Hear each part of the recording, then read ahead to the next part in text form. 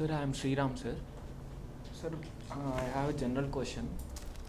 Like initially, we talked about rational thinking, sir, about evidence-based and logical thinking. So, like, what is the process of developing such thinking, sir? Like, generally, we tend to get carried away by our opinions, and we generally read one newspaper and form some opinion on some issues.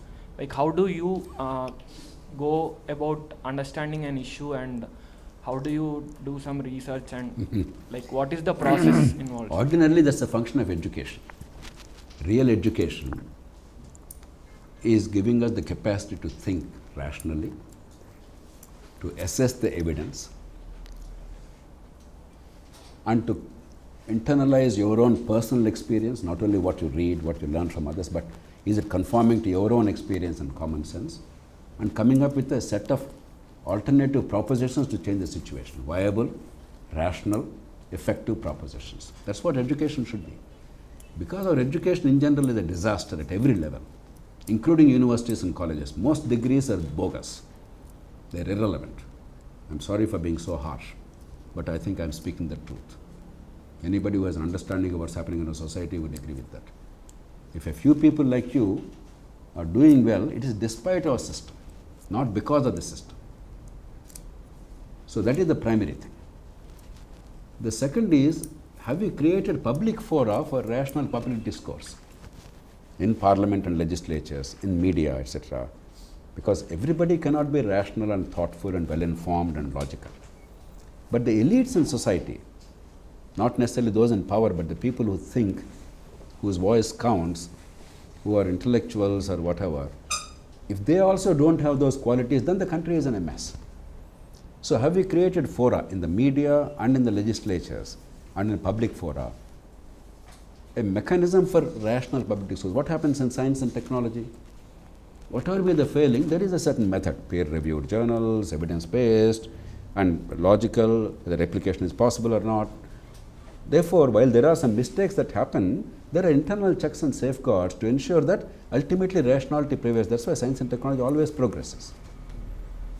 It can't be with the same rigor, but even in respect of public policy, have we created fora for debate of that kind, meaningful discussion of that kind? Or everything is, no, your caste, my caste, I don't like your face, I don't like your party's color or something, therefore, Murdabad, Jindabad. That's what India is most of the time, including the so-called educated people, including so-called MPs and civil servants and others. Intuitive, tribal, emotional, illogical, irrational. So have we created the space? The third is our own individual effort. Each of us have an obligation. There's so much of garbage of information, but there are few nuggets of meaningful things. What are the meaningful nuggets? What is garbage?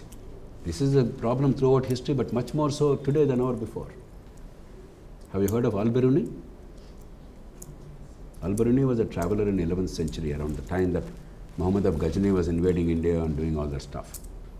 He wrote a travelogue. There was one paragraph which was arresting. When I read it first, it was startling for me.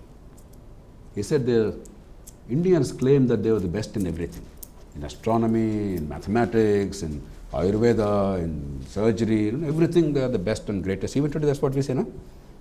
We discovered Pushpak Vimana, we do space, we do atom bomb, everything we knew. There's nothing to be known. So that's a normal. He said, there are certainly certain pearls of wisdom in Indian tradition. But the problem is, these pearls are mixed with a lot of dung. They never knew how to separate these pearls from the dung. Our challenge, and there's so much of garbage around, in the name of information overload, is what are the pearls, what is the dung? That your own education, your background, your own sense of your philosophy of life, each of us must also develop a philosophy of life. That can't be taught. You must figure out what really matters for us as human society and what matters to each of us as human beings.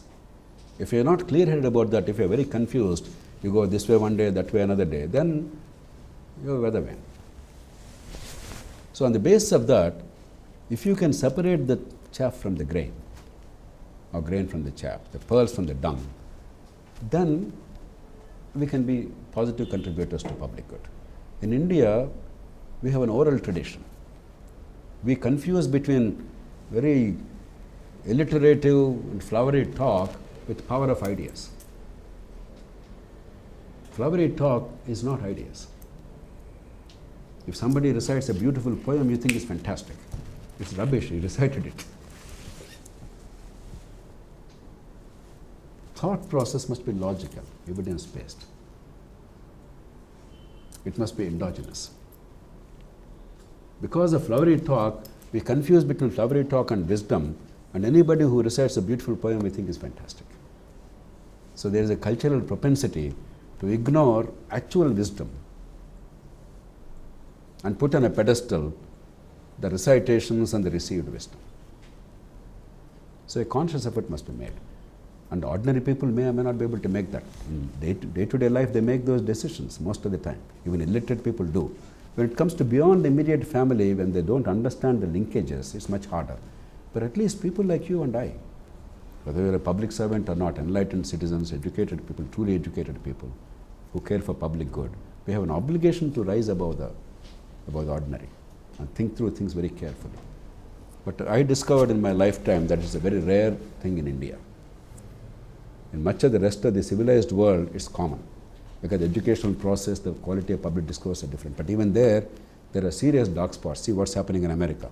Donald Trump and the idiocy or lunacy of many people. Even there is significant slippage. But still, there is a dominant trait of very careful analysis, rational analysis.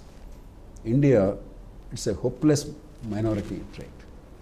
We must make it much bigger. There are no easy, I can't give you a formula. Like and subscribe Eagle Media Works.